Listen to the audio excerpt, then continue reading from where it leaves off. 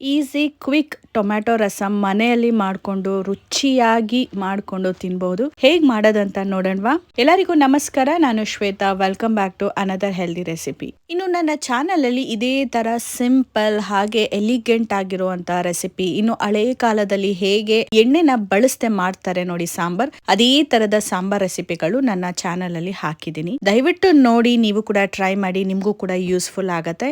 ಇನ್ನು ಯಾರಿಗೆಲ್ಲ ಅಡಿಗೆ ಬರೋದಿಲ್ಲ ದಯವಿಟ್ಟು ಅವ್ರಿಗೂ ಕೂಡ ವಿಡಿಯೋಸ್ ನ ಶೇರ್ ಮಾಡಿ. ಈಗ ರಸಂ ಮಾಡೋದಿಕ್ಕೆ ಒಂದು ಪಾತ್ರೆಗೆ ನೀರನ್ನ ಇಟ್ಟು, ನೀರು ಬಿಸಿ ಆಗಿದ ತಕ್ಷಣನೇ ಒಂದು 5-6 ಟೊಮೆಟೊನ ಹಾಕಿ ಬೇಯೋದಿಕ್ಕೆ ಬಿಡಿ. ನಂತರ ಇಲ್ಲಿ 1 ಸ್ಪೂನ್ ಮೆಣಸು, ಜೀರಿಗೆ, ಹಾಗೆ 1 ಫುಲ್ ಬೆಳ್ಳುಳ್ಳಿ, 2 ಹಸಿಮೆಣಸಿನಕಾಯಿನ ತಗೊಂಡಿದ್ದೀನಿ. ಇಷ್ಟನ್ನು ಜಜ್ಕೋಬೇಕು. ಕುಟ್ಟ ಒಳ್ಳಲ್ಲಿ ಜಜ್ಕೊಂಡ್ರೆ ತುಂಬಾ ರುಚಿಯಾಗಿರತ್ತೆ. ನಿಮ್ ಮನೆಯಲ್ಲಿ ಕುಟ್ಟೋ ಒಳ್ಳಿಲ್ಲ ಅಥವಾ ಕುಟ್ಟೋದಿಕ್ ಆಗಲ್ಲ ಅಂದ್ರೆ ನೀವು ರುಬ್ಕೋಬಹುದು. ಜಾಸ್ತಿ ಕ್ವಾಂಟಿಟಿ ಮಾಡ್ತಾ ಇದ್ರೆ ರುಬ್ಕೊಂಡ್ರೆ ಈಸಿ ಆಗತ್ತೆ. ನೀವು ರುಬ್ಬಿ ಎತ್ತಿಟ್ಕೋಬೇಕು. ಅಷ್ಟರೊಳಗೆ ಈ ಕಡೆ ಟೊಮ್ಯಾಟೊನು ಕೂಡ ಬೆಂದಿರತ್ತೆ. ಈ ಟೊಮ್ಯಾಟೊನ ಒಂದು ತಟ್ಟೆಗೆ ಎತ್ತಿಟ್ಕೋಬೇಕು. ಟೊಮ್ಯಾಟೊನ ನೀರಲ್ಲೇ ಬಿಟ್ರೆ ತಣ್ಣಗಾಗೋದಿಲ್ಲ. ಆ ಕಾರಣಕ್ಕೆ ಒಂದು ತಟ್ಟೆಗೆ ಎತ್ತಿಟ್ಕೊಂಡು ಇದನ್ನ ಸಿಪ್ಪೆನ ತೆಗಿಬೇಕಾಗತ್ತೆ. ಹಾಗೆ ಕಟ್ ಮಾಡಿ ಕೂಡ ನೋಡ್ಕೊಳ್ಳಿ, ಟೊಮ್ಯಾಟೊ ಏನಾದ್ರೂ ಹಾಳಾಗಿದ್ರೆ ನಿಮ್ಗೆ ಗೊತ್ತಾಗತ್ತೆ. ಟೊಮ್ಯಾಟೊ ಫ್ರೆಶ್ ಇದ್ರೆ ತೊಂದ್ರೆ ಇಲ್ಲ. ಈಗ ಒಂದು ಮಿಕ್ಸಿ ಜಾರಿಗೆ ಸಿಪ್ಪೆ ತೆಗ್ದಿರುವಂತ ಟೊಮ್ಯಾಟೊನ ಹಾಕೊಳ್ಳಿ. ಸ್ವಲ್ಪ ಹುಣಸೆ ಹಣ್ಣನ್ನ ಹಾಕೊಳ್ಳಿ. ನೋಡ್ಕೊಳ್ಳಿ, ಹುಳಿ ಇತ್ತು ಟೊಮ್ಯಾಟೊ ಅಂದ್ರೆ ಅದ್ರ ತಕ್ಕಂತೆ ಹುಣಸೆ ಹಣ್ಣನ್ನ ಹಾಕೋಬೇಕು. ಟೊಮ್ಯಾಟೊ ಹುಣಸೆ ಹಣ್ಣಿನ ಪ್ಯೂರಿ ರೆಡಿ ಆಗಿದೆ. ಇದನ್ನ ಸೈಡಿಗೆ ತಿಟ್ಕೊಂಡ್ಬಿಟ್ಟು ಒಗ್ಗರಣೆ ಹಾಕೋದಿಕ್ಕೆ ಶುರು ಮಾಡೋಣ. ಒಂದು ಪಾತ್ರೆಗೆ 2 ಸ್ಪೂನ್ ಆಗೋಷ್ಟು ಎಣ್ಣೆನ ಹಾಕೊಳ್ಳಿ. ಎಣ್ಣೆ ಸ್ವಲ್ಪ ಕಾಯ್ಬೇಕು, ಜಾಸ್ತಿ ಕಾಯ್ಸಕ್ ಹೋಗ್ಬೇಡಿ. ಕಾದಿದ ನಂತರ ಇದಕ್ಕೆ ಸಾಸಿವೆ, ಜೀರಿಗೆ, ಹಾಗೆ 2-3 ಒಣ ಮೆಣಸಿನಕಾಯಿ, 2 ಕಡ್ಡಿ ಆಗೋಷ್ಟು ಕರಿಬೇವಿನ ಸೊಪ್ಪು, ಇಷ್ಟನ್ನು ಹಾಕೊಂಡು ಫ್ರೈ ಮಾಡ್ಕೋಬೇಕು.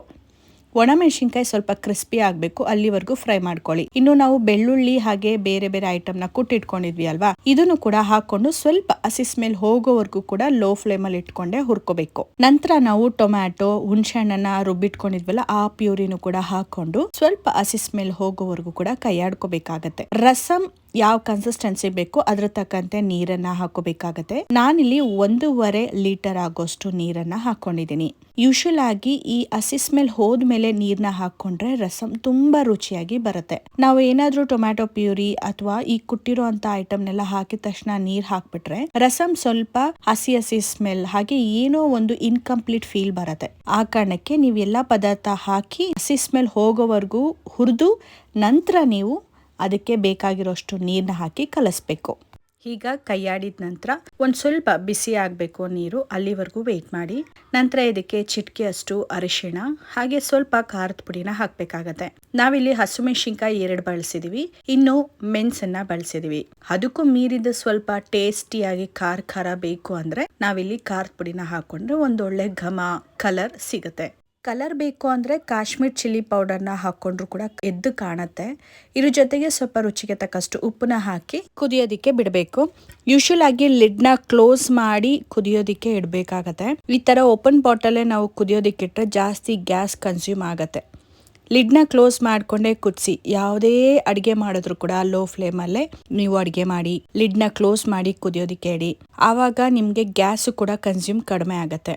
ರಸಂ ಈಗ ಕುದೀತಾ ಇದೆ. ಈ ಹಂತದಲ್ಲಿ 1 ಇಡಿ ಆಗೋಷ್ಟು ಕೊತ್ತಂಬರಿ ಸೊಪ್ಪನ್ನ ಸಣ್ಣದಾಗಿ ಹೆಚ್ಚಿ ಹಾಕೊಂಡಿದ್ದೀನಿ. ಕೊತ್ತಂಬರಿ ಸೊಪ್ಪನ್ನ ಹಾಕಿದ ನಂತರ ರಸಂ ಘಮನೆ ಚೇಂಜ್ ಆಗತ್ತೆ. ಪರಿಮಳ ಅಂತೂ ತುಂಬಾ ಅದ್ಭುತವಾಗಿರತ್ತೆ. ಹೋಟೆಲ್ ಸ್ಟೈಲ್ ಅಲ್ಲಿ ನಾವು ರಸಂ ಟೇಸ್ಟ್ ಮಾಡಬೇಕು ಅಥವಾ ಆ ರೀತಿಯಾದಂತ ಟೇಸ್ಟ್ ನಾವು ರಸಂ ಅಲ್ಲಿ ಬರ್ಬೇಕು ಅಂದ್ರೆ ನಾಟಿ ಕೊತ್ತಂಬರಿ ಸೊಪ್ಪನ್ನ ಹಾಕೋದ್ರಿಂದ ತುಂಬಾ ಟೇಸ್ಟಿ ಆಗಿರುತ್ತೆ. ನೋಡಿದ್ರಿ ಅಲ್ವಾ, ತುಂಬಾ ಈಸಿಯಾಗಿ ಕ್ವಿಕ್ ಆಗಿ ಟೊಮೆಟೊ ರಸಂ ಮನೆಯಲ್ಲಿ ಈಸಿಯಾಗಿ ಮಾಡಬಹುದು.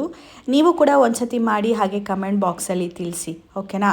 ನನ್ನ ಚಾನಲ್ ಅಲ್ಲಿ ಇನ್ನೂ ಹಲವಾರು ರೆಸಿಪಿಗಳಿದೆ, ದಯವಿಟ್ಟು ನೋಡಿ, ಸಬ್ಸ್ಕ್ರೈಬ್ ಆಗಿ. ಹೀಗೆ ಯಾರಿಗೆಲ್ಲ ಅಡಿಗೆ ಬರಲ್ಲ ನೋಡಿ, ಹಾಗೆ ಪ್ಯಾಷನ್ ಇರುತ್ತೆ ಅದರ ಅಡಿಗೆ ಮಾಡೋದಕ್ಕೆ ಇಂಟ್ರೆಸ್ಟ್ ಇರಲ್ಲ ಅಂಥವ್ರಿಗೆ ಈ ರೆಸಿಪಿಗಳನ್ನ ಶೇರ್ ಮಾಡಿ. ಖಂಡಿತವಾಗ್ಲೂ ಅಡಿಗೆ ಮಾಡೋದನ್ನ ಶುರು ಮಾಡ್ತಾರೆ, ಇನ್ನು ಅಡಿಗೆನ ತುಂಬಾ ಇಷ್ಟಪಟ್ಟು ತಿಂತಾರೆ.